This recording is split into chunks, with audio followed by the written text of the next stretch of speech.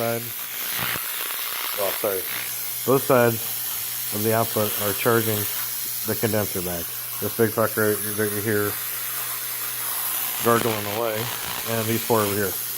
Not using any of this. All I'm doing is taking the other side, well, at least what we can consider the top terminal of the Leighton jars, and I'm arcing it to the ground rod, which is hooked up, but also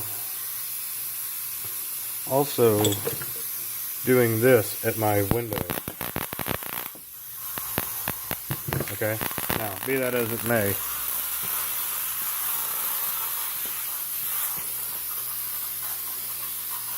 it's a big antenna. It's hooked to the house ground.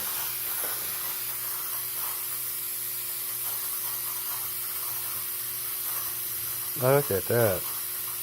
I had to put a resistor in here because it just fucking blows it out. But wait. Now I'm going to take it and touch it to the box there and my doorknob. This is where it was blowing it out, sorry. Look how bright that fucking is. The doorknob. But, oh. Now watch this. This is out of a flashlight, so a single LED. This outer thing is plastic, but it's very shiny and it seems to be conductive. I'm going to turn the lights off so you can see this in a second here.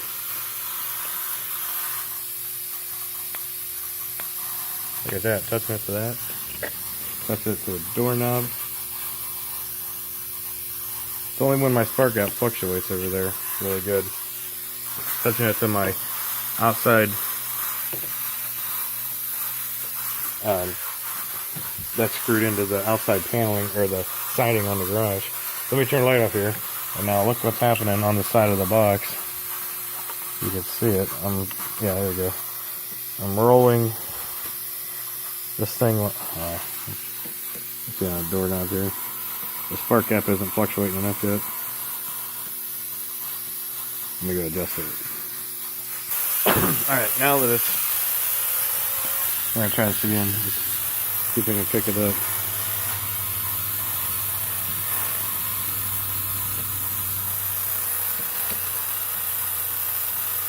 Nope, there's a little bit. You see that crackling? Or that little sparkling there? So it's shorting out to it, and it happens real good here. Yeah, there you go.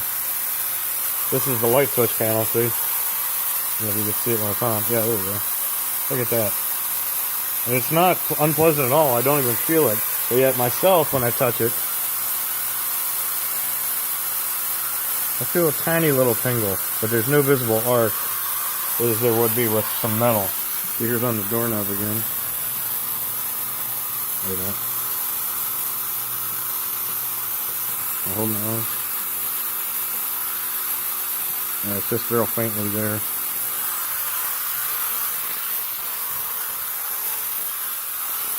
So that's going out to that ground rod out there. I can touch this to the ground rod, which comes in series after that.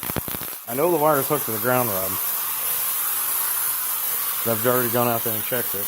But the ground rod still is able to light this. And so there's like some energy coming. There's still more than enough energy here, as you'll see. This is my positive wire hooked to this ground wire. It's the only reason I'm touching it. Otherwise, this thing should be shocking the piss out of me, right? But there is still there's enough voltage to be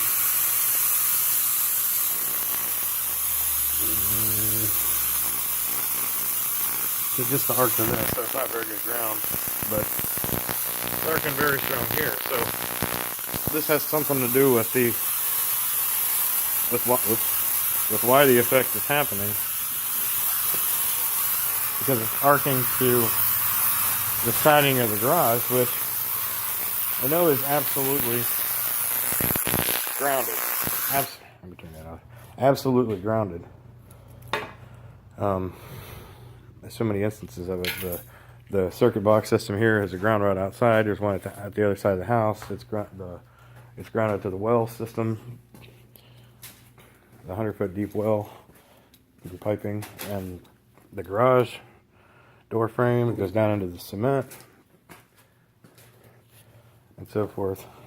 Much like with these overhead lights or flickering, this doesn't appear to be...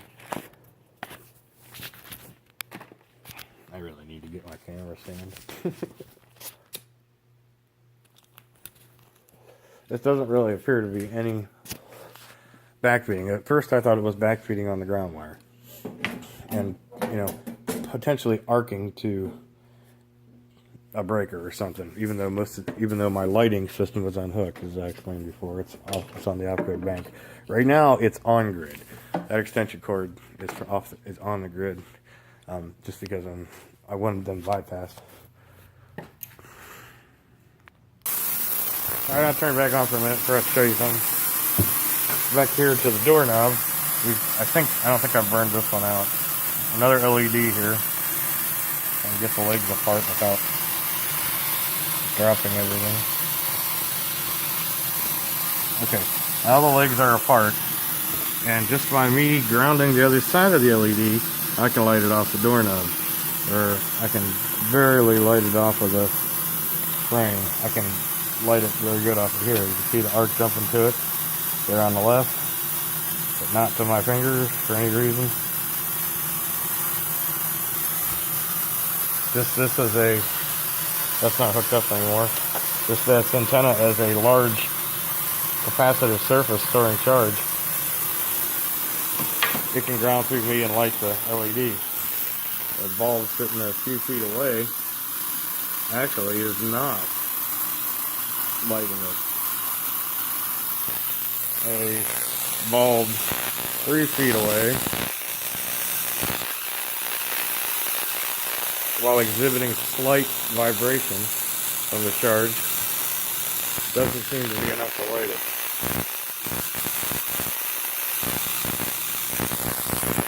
This is very interesting. So it is not electromagnetic in nature,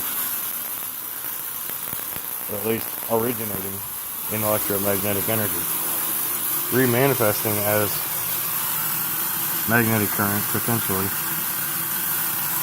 but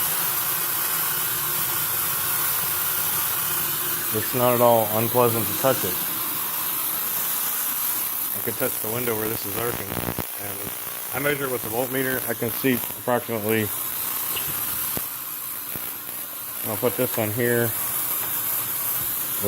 put one lead up there, and I'm going to touch the other one down to my ground over here.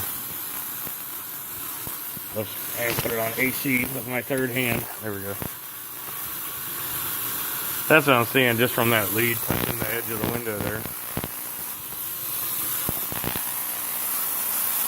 There were brief periods of capacitance effect when that wasn't directly arcing, where I would get a spark all the way across the bottom of the window, assumingly going to the siding outside.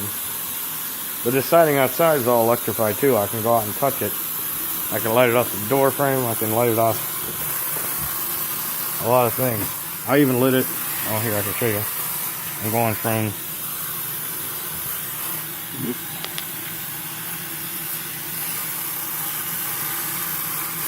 there's the LED, and I'm going to touch it to the... Wait a minute. I'll clip it here and touch it to the screen door. Touch it to the outlet. Yeah, so from the outlet to that itself is more than enough power to really make it bright.